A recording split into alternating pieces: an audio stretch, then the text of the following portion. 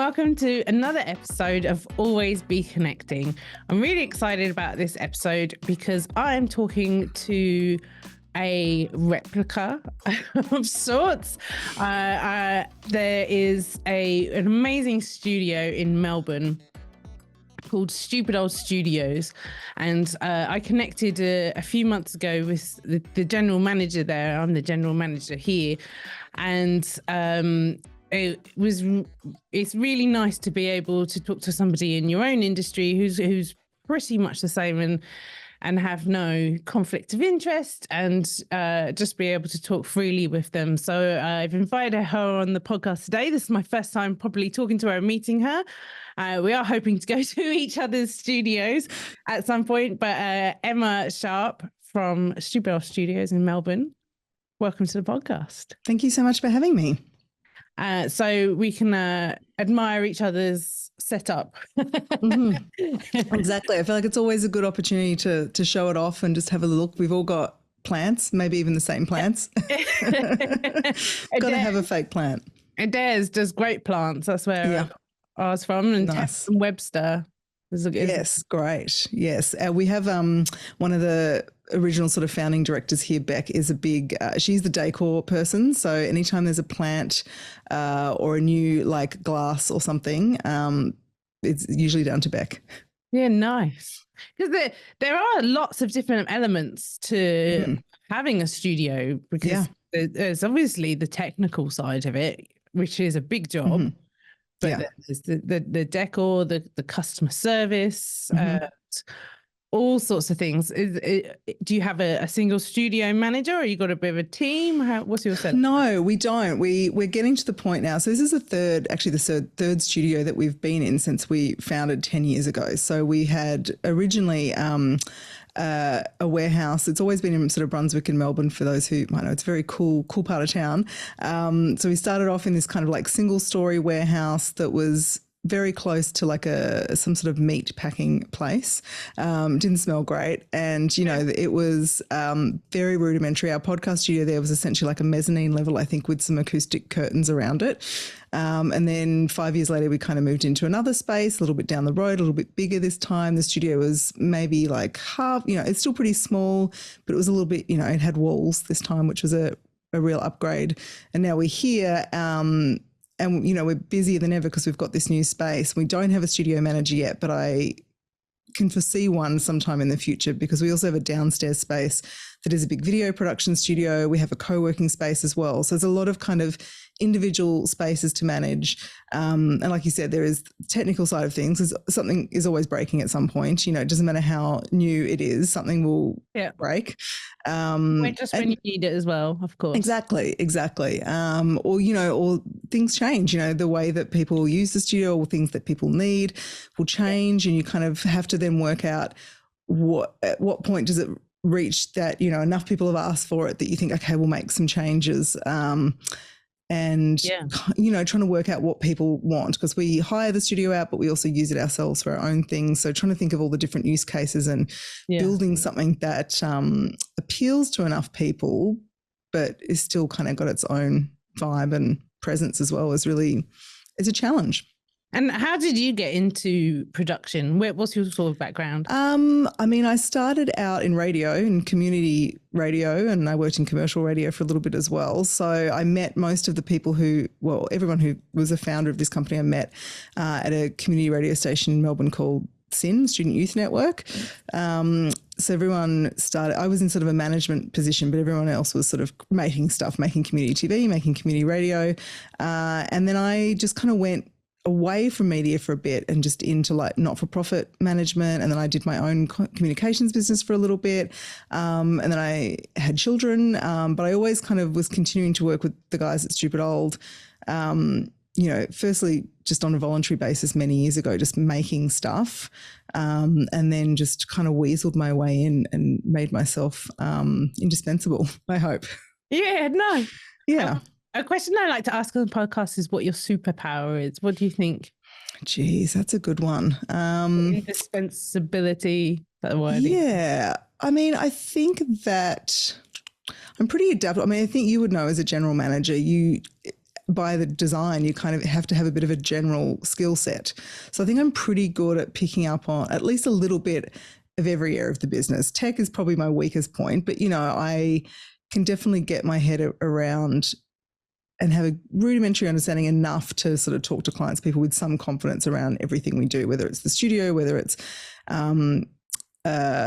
different projects we're working on. But then I think that also then relates into working with clients. I can kind of pick up on what they do very quickly. So if they're working in mental health, I can go, okay, great. Like I'm going to just kind of absorb somehow by osmosis, like enough about that to then to feel. And I think because I get excited by new topics, and that can be a weakness too, because it's definitely going after the next shiny thing. But I think if a new client comes in or a new idea, then I can kind of, very quickly become a semi-expert in it enough to then get excited along with the client or along with the person we're working with. Yeah. And isn't that the beautiful thing? Because years ago when I first started podcasting, maybe 2016 or something, I was working in the jewelry industry, and there was a great teacher that anyone in the jewelry industry would know called Rex Merton Steele. And he told me that idea sharing is like a central theme to success. And like podcasting is such a great medium for that, to have discussions, to have idea sharing, to educate yourself, whether you're in the hot seat or as a guest or as a listener. Everybody sort of gains something out of it.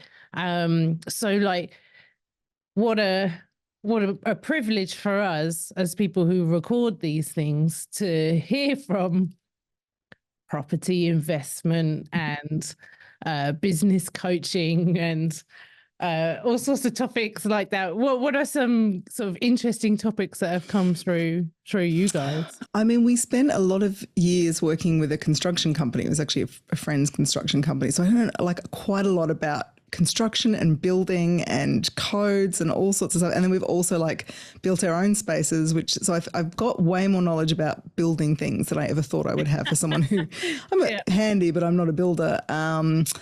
And we've worked, I'm trying to think of we've worked with a lot of sort of online companies and startups. I'm trying to think if there's been anything like particularly, I think we haven't had any particularly strange clients, but I think, the construction clients interesting because then it opened up a whole world of like construction tech. We work with a lot of like construction tech clients. So I don't know, just worlds that you kind of don't really think, but you just from talking to people, talking to them and creating their videos and trying to understand what their messaging is, you start to kind of become an old hand at it and feel like you almost, it's like, I'm like, I could go get a job in construction now. I couldn't, but I sometimes feel like I have enough knowledge there. But also I do find, if I don't work with that particular client, I'm very much a subject matter expert at the time, and then ask me a question about it 6 months later and I can't remember anything. But yeah. But yeah, so beautiful to sort of have all these resources around us of different people and sort of seeing passions in people that you wouldn't like talk to normally. You wouldn't not necessarily talk to somebody in construction, but then you talk to them and realize that there's this whole untapped, sort of the Elton John, there's more to do than can be done type thing. There's so much out there. What other things do you see in podcasting that are really beneficial and sort of why more people should be doing it? I mean, I find it such an interest because it's been around for a while. I mean, I've been listening to podcasts probably for, I don't know, at least 15 years, maybe long. I mean, it must be longer than that, almost 20 years now. But it still feels reasonably grassroots. Like there's obviously lots more corporates entering the space. There's a lot of like big media players entering it.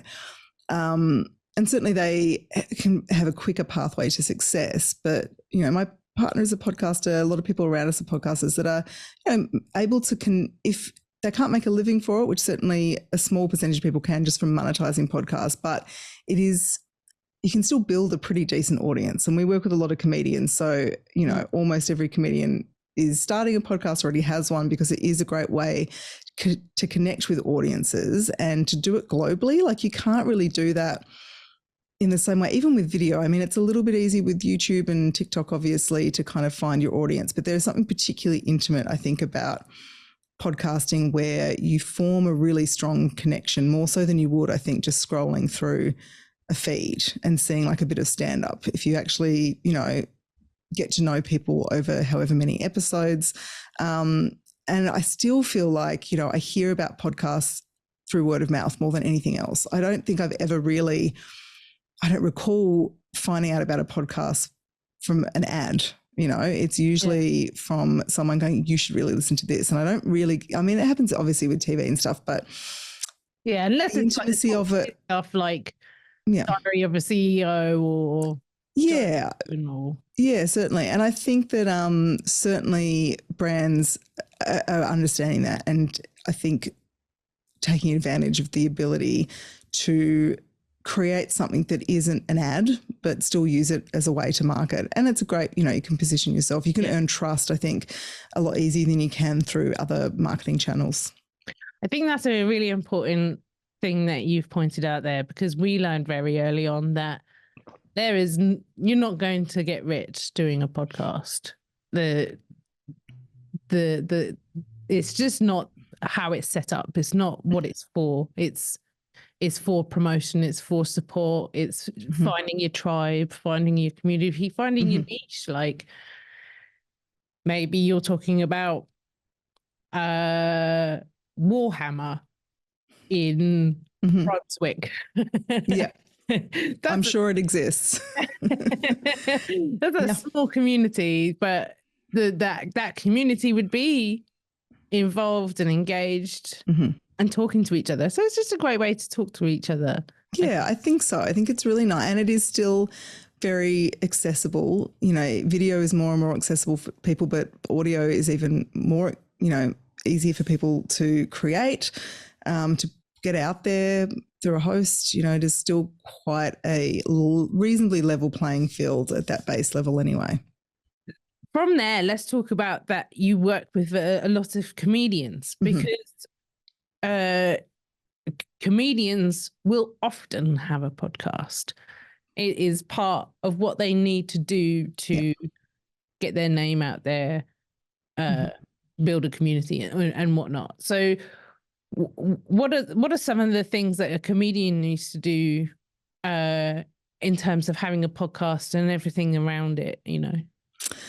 I mean, I think a lot of it comes down to the idea, because there are a lot of comedians with podcasts, not necessarily all good podcasts. So, and I find the ones that work well built around some sort of concept that is specific enough to help them stand out, but broad enough that it isn't too restrictive, I guess. So, yeah, there's a few podcasts around here that record around here. There's Do Go On, who do sort of report style podcasts where there's 3 hosts and they take it in turns reporting on a different topic. They've built up an incredible listenership. You know, they are one of the ones that have been able to monetize and make a living from it. And other podcasts who, you know, maybe there's a quiz show element, or it's around a specific topic, like there's a footy podcast that records from here, or there's a lot popping up that are around like watching every episode of a show. And it's a way to build a niche, but you're also, developing your kind of comedy chops as well. It's a muscle. So any chance you can get to kind of just get the brain thinking and being humorous is helpful. But, equally, there are definitely a lot of interview podcasts out there that is kind of the natural thing that people gravitate towards. And I think it works quite well, but I think it can be really difficult to stand out in the comedy world when you're up against Mark Maron and Conan O'Brien and that sort of thing. So unless you have a very incredibly compelling and charming or personality, or can get really great guests, or, even some of the other bigger comedians creating them will do a podcast one, but they'll have like some kind of quirk or element to it that just helps them to stand out, even if you have a big name. So I think that, trying to build it around something is helpful, just to anchor it a little bit, I think. And then it's really just trying to be authentic and funny and just making good content. I think a lot of people obsess over how long it should be and all of that kind of stuff, which I think if it's really good content, there are 5-hour, 6-hour podcasts out there that a lot of people listen to, and that's okay. But consistency is also another big one, which I think people struggle with, is having a schedule and sticking to it. And I know, going back to Do Go On, they have never missed a week and they've been doing it for, I don't know, maybe 10 years now. A little under 10 years, they've never missed a week. So I think that is something that's maybe discounted as being quite important. Some podcasts are every 2 weeks or every month, but it helps to build that loyalty and listenership, I think. Yeah. So if you start a podcast, or you have started a podcast and you've got a schedule, try and stick to that. It's what people start to know about you. I think so. I mean, with some podcasts, it's that people know exactly the time and day it's released and they're waiting for it. If you build up that listenership, and not everyone can commit to every week forever, but you can do seasons, you can build up a bit of a bank, and but it's tricky because it is having a good idea and then executing it, two very different things. And then there's obviously all, if you're DIYing it, which most comedians are, they're not necessarily having the budget to pay people to then edit it for them. Then you've got to record it and you've got to edit it and you've got to put it out and you've got to do your show notes and your artwork, and then you've got to promote it on social media. So it's quite a lot of work, really. But I think the promotional tool of the podcast, you need to then mentally promote. You got to put it out there somewhere. So, but I think it is, but it can be a slow burn. I think if you can focus on good content and try to be consistent, I think that can be really helpful, and it will evolve over time, and you'll get better at it over time, and you'll kind of work out which bits of it you like and which ones you want to hate, and maybe, invest in giving some money to someone else to take care of the bits you hate, and then it can make a better podcast overall. And it's interesting as well, because maybe the comedy podcasts are a few steps ahead of the kind of more corporate business life podcasts, where we can at the moment still get away with a conversation. Lots of people enjoy the conversations, but maybe sort of in the sea of many podcasts, there will be a need to have a bit, a few sections in there, something creative, something more interesting. Like if you think about sort of TV 10 years ago, 20 years ago, they would have like these fun little skits or things that they do. So I wonder if that's sort of the future of podcasting, because like 8 to 10 years ago, nobody was doing video podcasting. So the video podcasting's come in the last 5 years or something. So what's the sort of next step up from that? Have you seen anything like that? Do you see the value in what some of the comedy podcasts are doing that other podcasts can learn from? Yeah, I mean, you definitely don't want to get, gimmicky, or, you want to keep it feeling authentic and genuine. But I think it's about building it, comedy business is potentially a little bit different, or corporate, because with the business, you've automatically got your niche. If you're a coach, then your podcast is going to be about coaching. If you're a bank, your podcast is going to be about finance, so you kind of get your niche already. With comedy, I think, look, there's a lot of people who would just go, well, I'm very funny. Me and my friends are very funny, and we can talk for hours and it's generally very rarely entertaining. And that's why I sort of come back to like having an anchor. With the corporate side of things, you already have your niche, but I think, those will fill up too. You'll have a lot of there are a lot of finance podcasts out there. There's a lot of health and well-being. So what are you doing that's different? Is it you as the person, or but even just creating something with, it's helpful as a host, I think, to kind of know where you're going and kind of have points throughout where you're like, okay, well, I do an intro, then we have a chat, but then I've got a goal with that chat, and then I always wrap it up like that. And then if you want to take it further, we're working with actually an optometrist on a podcast about the retina at the moment, which is incredible. Like this comes back to my becoming an expert, like within a project. I'm learning a lot about eyes at the moment. And I think it started off as this idea of like, we'll just talk for an hour about the eye. And that can work, but you need to have a think about how to keep it engaging. Like even, she's incredibly good. Like for someone who's never done any of this kind of stuff before, she's an incredibly good presenter. She's very organized. She's got great episode structure. She has great guests. But even listening back to her, well, this is really engaging, but having some extra touch points throughout the episode and even extra texture. It's kind of weird to think about audio as having texture, but just things to break it up a bit and to just create interest to keep people listening, because there is so much out there you could be listening to. And not everyone's necessarily going to go, yes, I want to learn about the retina, but I could definitely see that, I've been recommended podcasts that I never thought I would listen to. I'm like, actually, this is really good. I know. What things have you seen or heard that do break it up? Is it like quizzes? I mean, it really depends. I mean, it could just be having different speakers. So, for an episode we're working on for this retina one, there's a big long interview, but we want to break it up. So there's a point, I think it's got to feel like a natural flow. So I think there's a point where they want to bring it back to what, as an everyday person like myself, I wear glasses, maybe we're thinking about eye health, getting some like personal anecdotes from patients or from other optometrists about things they've seen, and it might be that though just having a different voice, or it's a phone call that you're recording as opposed to someone in the studio, that just gives you kind of a bit of, when you're just hearing two people talking for, 40 minutes, then having, a little point where it's like, oh, it's a different voice now, kind of brings you back into the conversation. Or it might be, there's a segment where she reads some diaries from, I think it was Isaac Newton, who did a lot of experiments on his own eyes. So we want to take that bit out and maybe add like a little bit of a soundscape to it, and just have something that just, it's still just her reading in the studio, but we're just going to add a little bit of extra to it. So it's like, oh, okay, I'm going to listen to this. It's going to bring my attention back if I maybe have drifted. Yeah.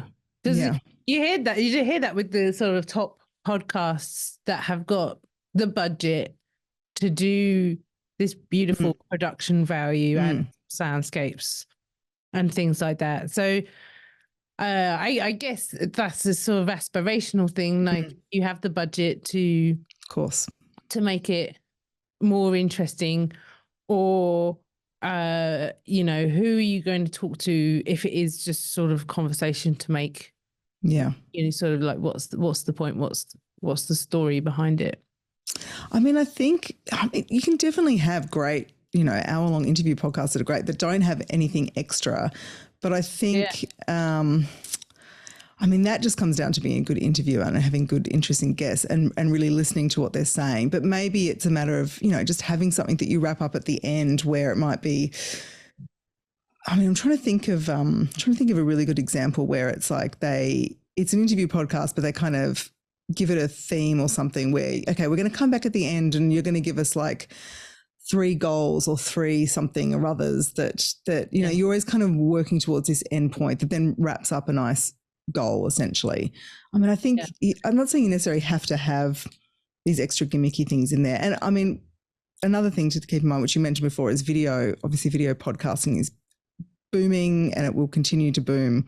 There are a lot of podcasts that I've only ever seen video clips of. And I'm like, I'm a fan of that podcast. I've never listened to a whole episode. I just see clips all the time. So, even, if you can get good clips out of something, that is almost,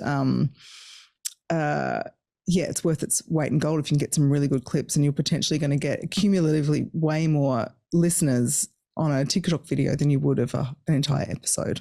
Your comments remind me of a podcast I had at the end of the year with Mark Ritson, who is a marketing force in Australia, where he did sort of a rundown of the top 10 marketing moments of 2023. So sort of like, if you think about it, those BuzzFeed type articles of like 5 things for this, or sort of listing things. So there's lots of different options, whether it's sort of the format, whether it's production value. What else can you think of? Yeah, I mean, trying to think of the checklist that we'd go through if we're working with a corporate client going, okay, they've got this idea, it's a bit boring. How do we make it more interesting? And it might come down to the talent that you're using. It may come down to, getting different guests on. And then, within the episode, having regular segments that you come back to. I know that with some of the comedy podcasts that have good Patreons, they will get the Patreon involved in terms of like, you're on this level, you can give us your best fact of the week, and you do your thank yous. And then maybe as part of the thank yous, I know, again, we do go on, they do their thank yous at the end, and they will always try and come up with a nickname for the patrons they're thanking that's somehow related to the episode. And plenty of people probably don't even listen to that bit, but the people who do really love it. So it's just, running things that kind of run throughout your season, things that you keep coming back to that people might look forward to, and having little segments. I listen to is it Gretchen Rubin? I think she does like a podcast. She talks all about happiness, so she has a podcast about happiness, and they're very short, they're very easy to digest. And I think I haven't listened to it for a while, but there's like, they'll have different segments they come back to every week, and it's her and her sister, and it's like, oh, this is the thing where, okay, I've tried something new, and I want to talk about why it didn't work, or here's, the moment of happiness I found. Just something where it's like, oh, these, people kind of know what to expect to some extent. Yeah.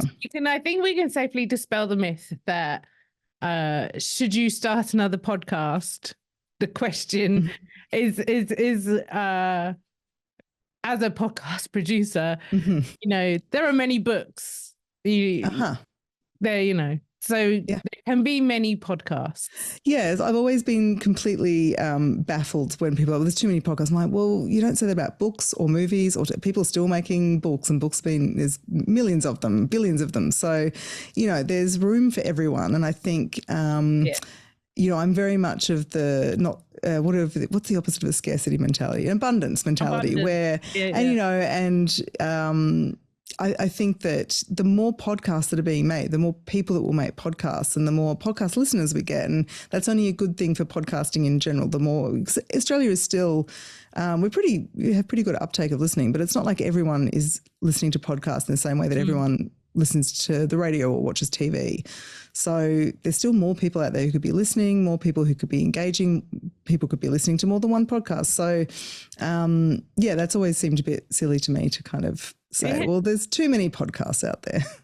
But it's interesting that you bring listening into the mix as well, because I do think there was a turning point when Britney Spears brought out Circus and said there's 2 types of people in the world, the ones that entertain and the ones that observe. And I think since then, there's just been a mad drive from everybody to be the person who entertains. But kind of since COVID, like in sort of like this sort of, we're getting over it and we're having a rebirth of some kind. I think people are starting to understand the power of listening, the real need to listen to diverse voices, to idea sharing, and it's all out there, Yeah, absolutely. And so just going back to the comedy side of it, because it's not just podcasting that you work with comedians for. What other things are you doing in that scene? I mean, comedy is always, and working with comedians has been pretty much the centre of everything we do, because we were founded by a bunch of comedians. So we have 4 comedians and one sort of filmmaker who also happens to be quite funny, who started this as they just wanted to create a space for comedians to come together and make stuff. So they were like, like Andy Warhol kind of vibe, except, a bit more tame and a bit more funny. So, they started this space and they followed through with it, which is kind of almost 90% of good ideas is the follow through. So, I guess we've always kind of, when we've been making decisions even though, you know, majority of money probably comes from corporates and outside hire, they're still kind of at the forefront when we decide how we're designing the studio. So we have a co-working space here that is almost all exclusively comedians. So they have desks, and we keep it quite affordable. We, you know, it's probably half the price of most other co-working spaces because we want to make sure that comedians can come in here and be part of it. We've just kind of reshuffled things a bit so that we can have more comedians coming in. So we've kind of got a mix of like hot desking and permanent offices now, and just trying to get more people through the door, more people using the space. We've got podcast memberships where they can come and kind of get, you know, much cheaper than our corporate rates. Don't tell the corporates, but you know, they can come in and do like 4 hours a month at kind of like half price, or even less than that, really, to come and make stuff, because we want them making stuff in here. And then, you know, we do a lot of stand-up specials. That's probably in the same way that every comedian needs to have a podcast, every comedian also needs stand-up clips of them performing to put out on TikTok and Instagram. So we're getting more and more comedians coming to us wanting to self-fund specials, whereas maybe not even 10 years ago, you would have to wait for a broadcaster to throw a bunch of money at you and get a massive venue and be a really big name to get a video of yourself. But now you can come and actually make a pretty affordable special with us that looks really, really, really nice and gives you clips that gives you like 6 months worth of content to put out. And they can come back almost yearly and do that. So a lot of specials. We will do a lot of our own kind of creative stuff where we'll make, we haven't done a sketch for a while, but we'll do sort of panel shows or, I don't know, various ideas, things in the main studio. We'll do live events. We've just launched the Artist Fund, where we leverage a lot of goodwill we have in the community and from people who love the stuff that we have made over the years, who are now sort of donating income or, you know, money to us that we then use to do even more with comedians, because we found that we're still a pretty small team. We've only really started hiring outside of our little group in the last couple of years. And we're getting more corporate clients. We wanted to make sure we could it was financially viable and strategically viable for us to set aside specific time to just work with comedians on new ideas. So if they've got a pilot they want to do, or a podcast idea, or a special they want to tape and they want to get that sort of subsidized by our fans, we can kind of make that happen too. So a lot of stuff, and they're kind of, our main focus really. And like a bit of a two-part question, where do you see that going? What's sort of like the vision for investing in people in this stage of their comedy career, and what effects are you seeing?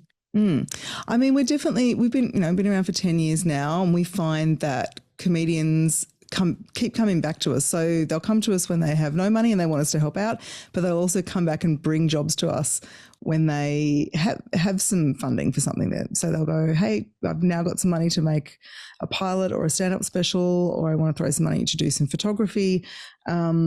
So, which is not what it's about, but that is the payoff, that we build genuine relationships, because I think it helps that we have comedians that started up the company, so it's all happened very organically and naturally, and it's only really in the last year we've started to think more strategically to make sure that we keep it as a core part of our business.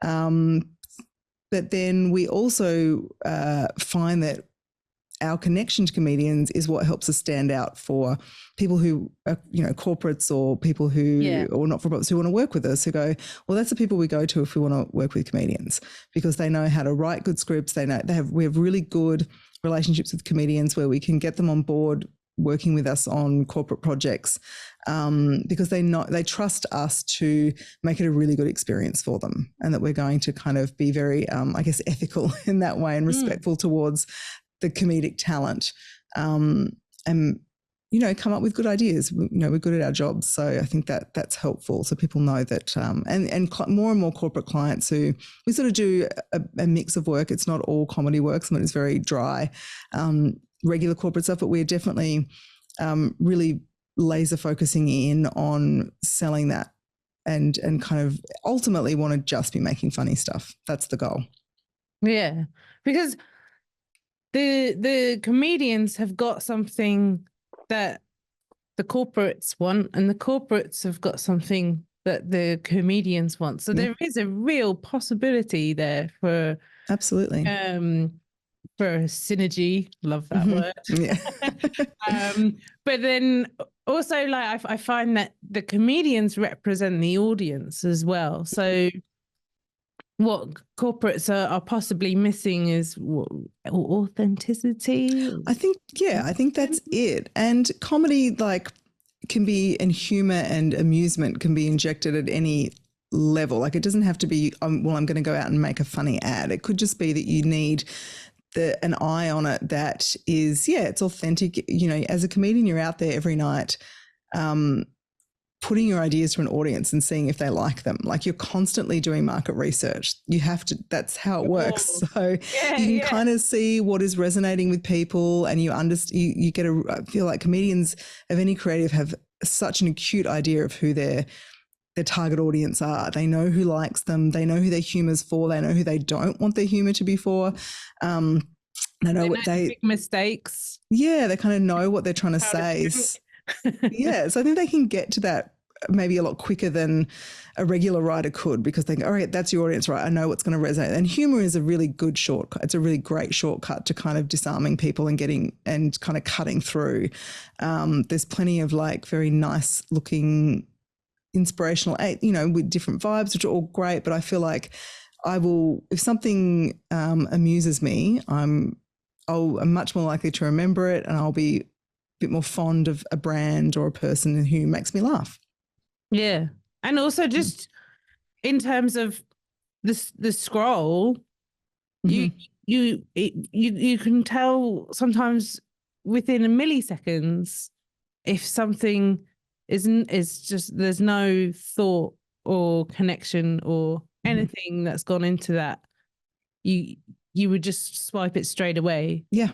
Because you want to get to the funny stuff. You want to be entertained. And it doesn't, and entertainment is the word, it doesn't, even if something is not overtly, set up and punchline, you can, like I said, you inject humor at any point or just something entertaining or something. And often, it's the whole, it's funny because it's true things are cliche, but that, comedy can definitely reveal truths that in a way that is much more able to connect with an audience, I think, than just saying it outright. Yeah. And can also convince people. I can get people to think about things in a way that they weren't expecting to, because it was so unexpected that, comedy has to kind of take a left turn when you think it's going to take a right turn in order for it to work. Otherwise, you'll guess the punchline of every joke and it's not funny anymore. Yeah. And what's the dream? Because you've actually got two hustles going on at your studio. You've got Stupid Old Studios and Humdinger. Yeah, Humdinger is sort of a brand we created as a bit more. It's just what we found was Stupid Old Studios.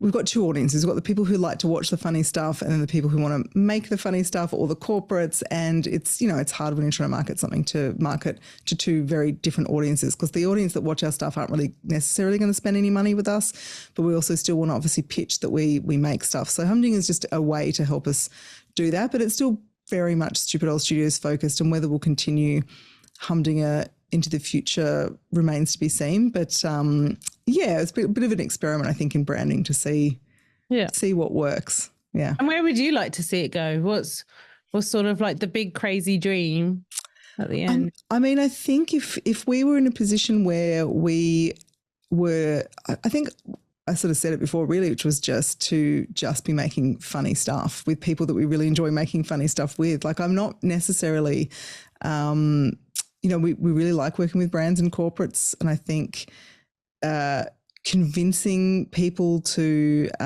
work with us because we have funny people and that's a road they want to go down. And I think also convincing people who haven't thought of that as an option is the way to go. And I think wanting to be the kind of go-to when people think about, like, I want to make something that has some humor and fun to it, who do we go to? And they think of us. I think that's the goal, really, so that we're just kind of an automatic option for people, and there's not really anyone else they can think of. And you got a nice foot in both worlds, I think. Yeah. Yeah, getting that balance right is tricky because obviously one pays the bills and there are bills to pay. We just built this studio, a couple of years ago. So it was a huge we've never made an investment kind of this big before, and it was a bit of a gamble. And yet trying to get that balance right every day. And we definitely have to be much more deliberate about the balance of work and kind of going, all right, well, and I think that's why we're really trying to kind of narrow our corporate work down and our commercial work down to being able to utilize humour so that it is in everything we do, and we can always enjoy coming to work every day. Yeah, right. And you've got a great other studio as well. So you've got 2 studios or 3? What? 2, yeah. So we've got this studio I'm in right now, which is our podcast studio, and then downstairs is our large kind of production studio, which is quite big and has like a big LED wall. That's where we do a lot of video stuff. Although we have interestingly done a few podcasts down there. We did a whole series with a tattoo artist who just does kind of, like 10 episode runs. And he'd done one before, I think so we did a whole series of this podcast with a tattoo artist, interviewing different tattoo artists, just down in our main studio. So he had this beautiful LED wall set up. He had a great vision for it. He basically bought in set pieces. It wasn't anything too crazy, just a couple of really nice chairs, which we then bought off him afterwards because they were so nice. Yeah. Now I'm doing it too. We are the same person. So we're finding actually, because video podcasting is taking off, there's more podcasting happening down in that studio, but we can have audiences in there. It's just, if you're a setup geek, you have to go to their website and have a look at their second studio, because it is it's pretty fun. Yeah, so we love that, and that's been we hire that out a lot. There's an event down there, or there's a pre-record for another company down there today, but we make our own stuff. We have our own.